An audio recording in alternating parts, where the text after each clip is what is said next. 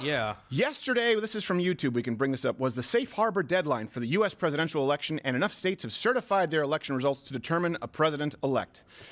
Given that, we will start removing any piece of content uploaded today or any time after that misleads people by alleging that widespread fraud or errors change the outcome of the 2020 presidential election.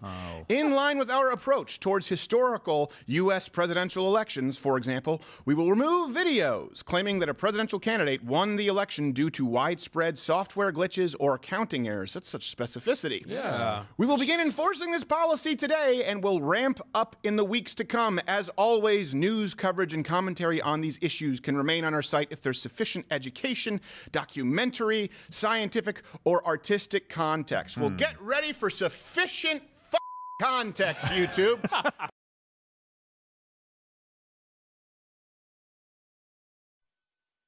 Republican members of the Electoral College, this message is for you.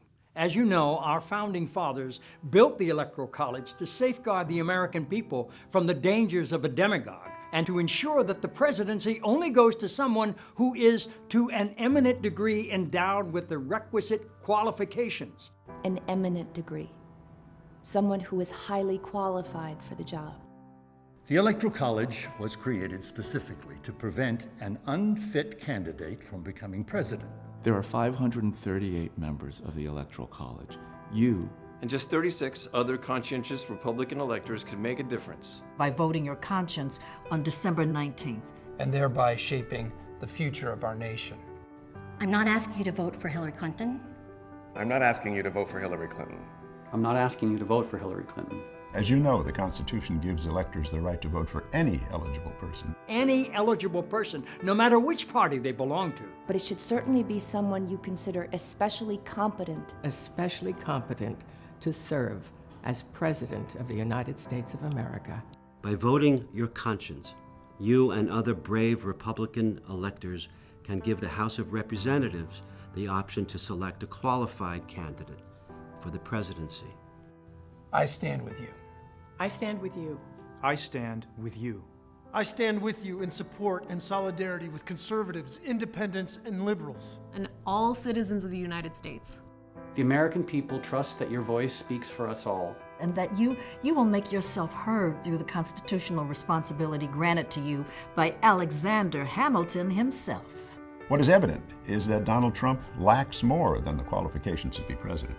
He lacks the necessary stability. And clearly the respect for the Constitution of our great nation.